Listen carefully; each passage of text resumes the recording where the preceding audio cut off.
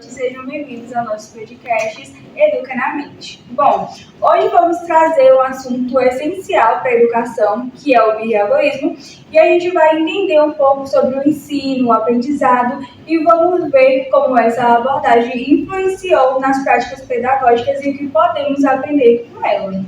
Isso mesmo, Cananda. E para enriquecer ainda mais essa discussão, temos aqui 4 convidados, que trarão diferentes perspectivas sobre essa abordagem, do comportamentalismo e contribuir um pouco mais para essa questão do behaviorismo. Temos aqui o primeiro convidado. Boa noite, eu me chamo Ruth e hoje eu vim trazer uma contribuição sobre John Watson, que foi considerado aí como o pai do behaviorismo. Boa noite, eu me chamo Tailane e vou falar um pouco sobre Skinner e o conceito do reforço positivo e negativo. Boa noite, sou Maria Aparecida, vou estar falando sobre Alt-Bandura e a sua teoria da aprendizagem social. Boa noite, eu me chamo Emily e eu vim falar um pouco das contribuições do behaviorismo para a educação. Bom, para introduzir essa conversa com esses convidados maravilhosos, a gente vai estar falando um pouco do behaviorismo, que foi um movimento que começou lá no comecinho do século XX, com John Watson, o pai do behaviorismo, como a nossa convidada trouxe. E depois veio o famosíssimo Skinner, trazendo ali o condicionamento operante.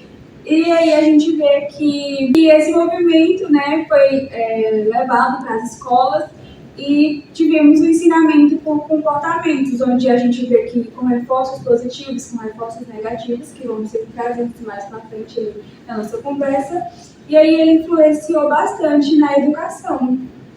Isso mesmo, Cananda. A gente observa que o behaviorismo ele é uma abordagem psicológica que explica essa questão do aprendizado por meio desses estímulos e dessas respostas. E ele associa a questão de que o ambiente, o meio ali que a pessoa está inserido, de certa forma vai influenciar bastante o comportamento da pessoa em si. Então a gente vê que a teoria behaviorista, ela, de certa forma, ela casa com a teoria ambientalista, que fala que o ambiente, o meio em si, ele vai moldar ali o comportamento do indivíduo. Muito interessante essa questão.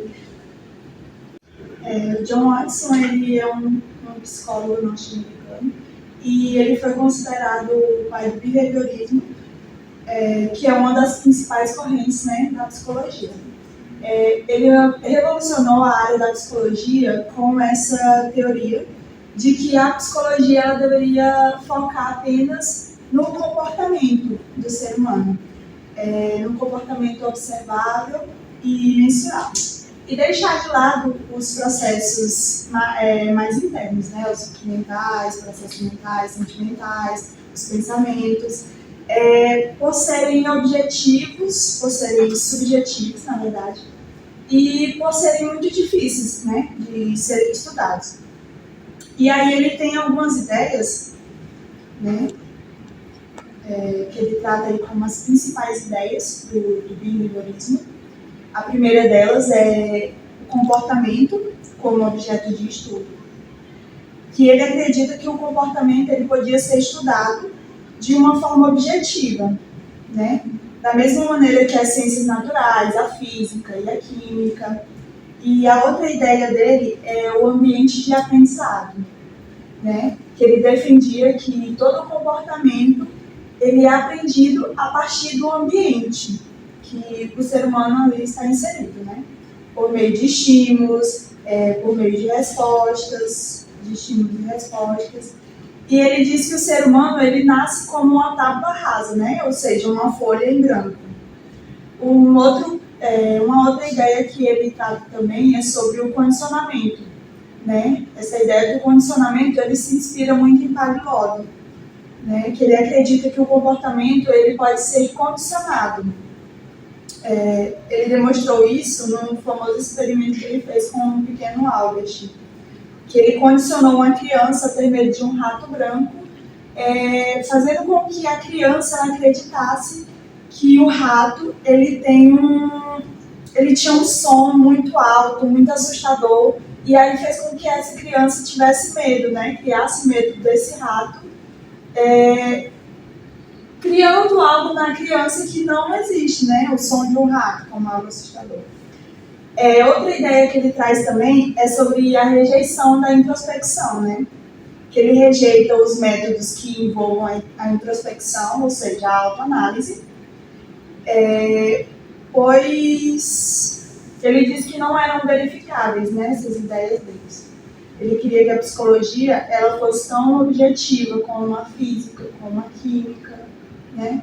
E aí a gente tem também uma frase bem famosa do John Matson, que ele diz assim: dei-me uma dúzia de crianças saudáveis e bem formadas e o meu próprio mundo específico para criá-las. E eu garanto que eu posso treinar qualquer uma delas a se tornar qualquer tipo de especialista que eu escolha. Um médico, um advogado, um artista, um comerciante e sim, até mesmo um mendigo ou um ladrão, independente dos seus talentos, inclinações, habilidades, vocações, raça e de seus ancestrais. Essa frase ela resume bem a ideia do behaviorismo, né? Que o ambiente ele molda totalmente o ser humano, né? E reforça a ideia de tábula rasa do Pavlov. Falando agora um pouco de Skinner, né? Ele foi um psicólogo behaviorista norte-americano. Ele foi conhecido por estudar fundamentalmente o comportamento humano e animal. Ele também ficou famoso por desenvolver a teoria do condicionamento operante. Ele explica que comportamentos são aprendidos com base nas consequências que eles geram. Ou seja, ele acredita que aquilo que vem depois de uma ação influencia diretamente se ela vai repetir esse comportamento ou não. E quando a gente fala de reforço, né, que foi colocado no início pelas falas das pensadoras, sobre o reforço positivo e negativo. E o reforço positivo ele acontece quando a gente condiciona, ele é condicionado a alguma coisa boa. Ou, por exemplo, quando um aluno ele participa de uma aula e ele faz algo que a professora gosta, ela vai lá e elogia ele. Daí esse elogio para ele é uma recompensa e que aumenta a probabilidade de ele participar mais vezes durante a aula. Já o reforço negativo, ele remove algo desagradável, ele tira, né? O exemplo seria um aluno também que estuda para evitar levar a bronca dos pais. O fato dele estudar e evitar uma consequência, ou seja, a bronca, isso reforça o comportamento de estudar. Então dar a bronca nele, ao contrário do reforço positivo, está tirando, né? Vai tirar, vai impor algo a ele. E as pessoas confundem muito a punição com o reforço. A punição é quando você diminui o comportamento. Já o reforço, seja positivo ou negativo, ele sempre vai aumentar esse comportamento. A diferença está em como isso é adicionado, se é algo bom ou tirando algo ruim.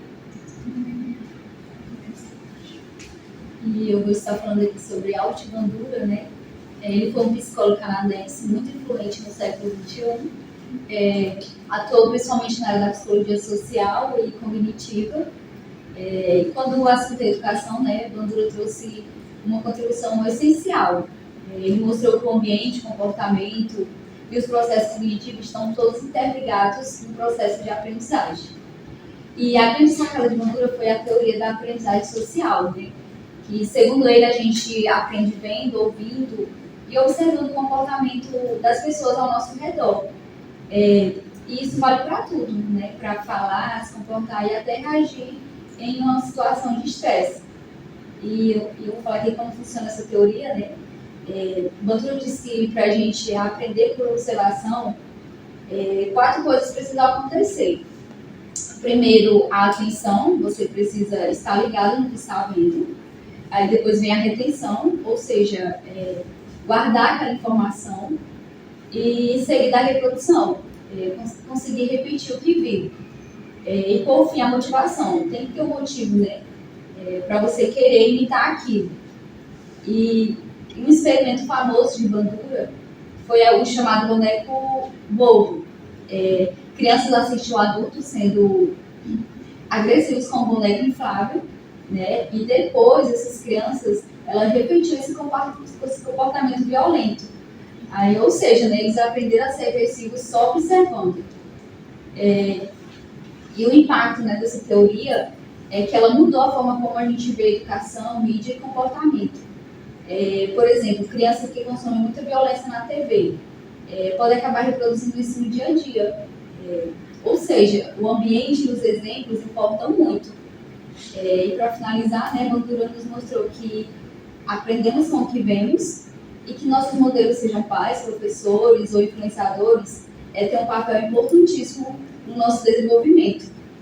Então, fica a dica, né? Observe com consciência e escolha bem quem você quer seguir. E é muito louco pensar que somente observando, né, criança só observando pode desenvolver esse comportamento. A gente vê em exemplos de casa onde os pais são agressivos, que a criança se torna agressiva. E também tem o fato de que se a casa for um lugar aconchegante, a criança acaba virando aconchegante. É muito... E aí entra o mentalismo também, né? Que é meio influencia no comportamento. Sim. Então a gente vê, né, que, de certa forma, né, todas as teorias mostram como, né, no meio, né, os reforços ali, os instintos, né, que a pessoa, o professor, no caso. A gente já viu um pouco, né, sobre esses reforços para incentivar o aprendizado da criança. A gente vai ver agora um pouquinho mais com a convidada sobre esses reforços positivos, esses reforços negativos, como funcionam, né, na prática da educação. Então, como a Karen já falou, a questão dos reforços positivos, geralmente eles são vistos como elogios, como recompensa. Dentro da educação, geralmente é algo que ajuda os alunos, né?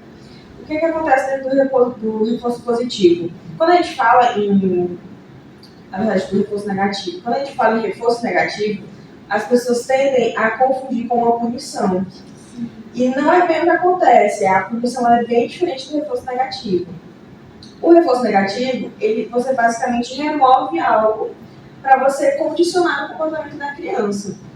Por exemplo, se tem um aluno que ele é muito aplicado, ele é muito esforçado dentro da sala de aula, e aí o professor vai lá e te retira uma atividade extra. É um reforço negativo porque o professor ele vai estar tirando, mas o aluno vai estar entendendo, não, eu estou com uma atividade a menos, porque eu estou indo bem e eu estou progredindo.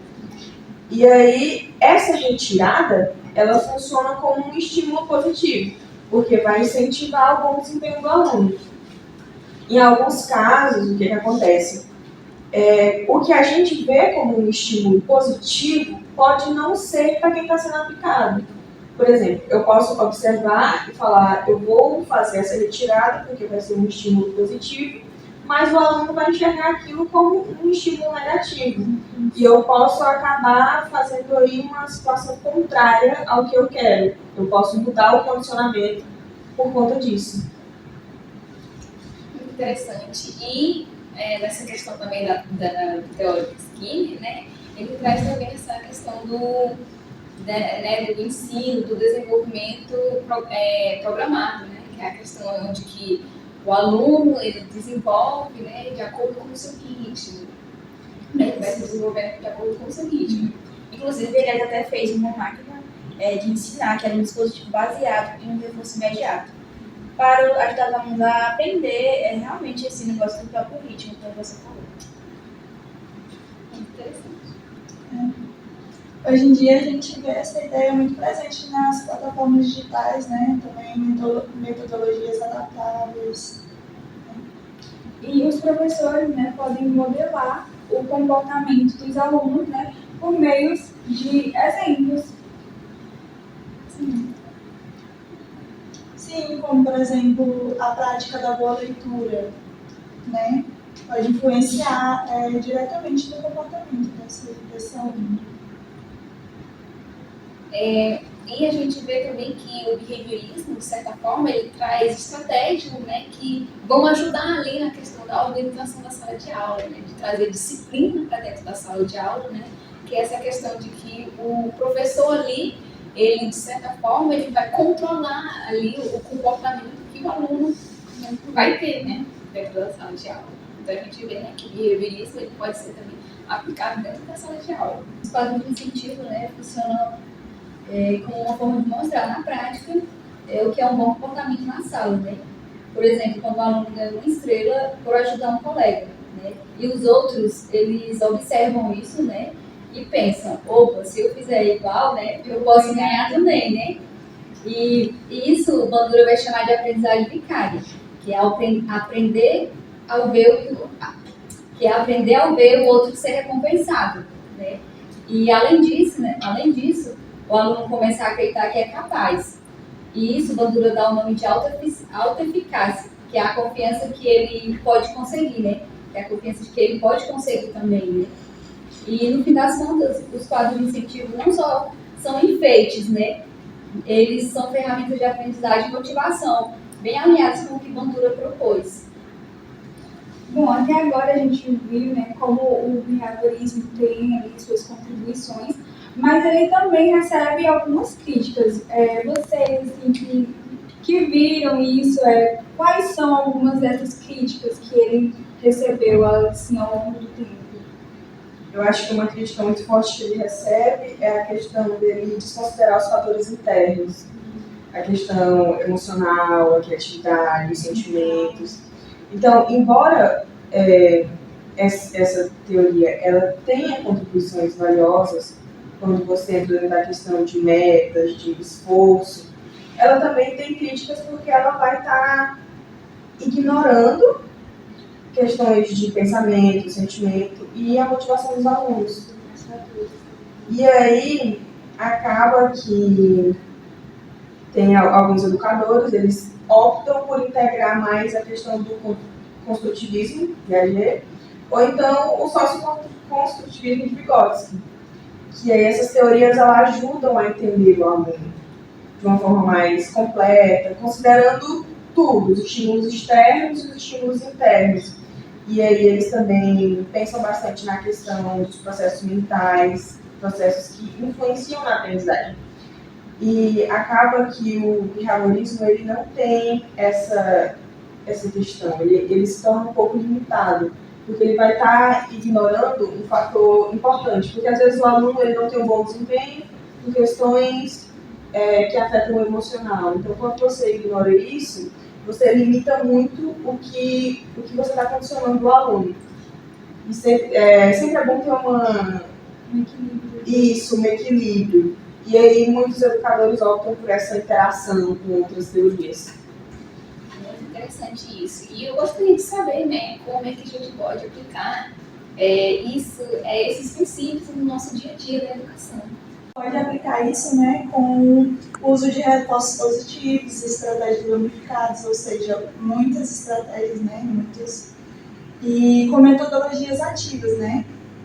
E a tecnologia ela também permite personalizar o aprendizado com a base de comportamento dos alunos. Bom, nossa conversa foi maravilhosa, conseguimos compreender ali, né, um pouco sobre o behaviorismo, como ele influencia, né, na educação, e foi muito bom estar com vocês.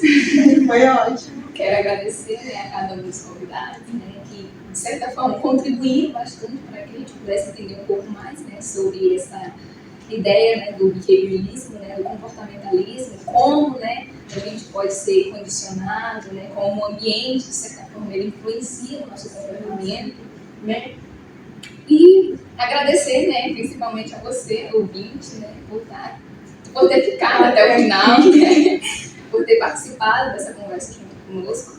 E para finalizar, né, eu quero trazer uma pergunta, né, uma reflexão para vocês, né. Eu gostaria de saber, né, se caso vocês já aplicaram, né, estratégias behavioristas, né, na prática educacional de cada um de vocês, né. Aí, se vocês quiserem, podem compartilhar conosco, viu? E até o próximo. Até o próximo episódio. Futuramente. Tchau.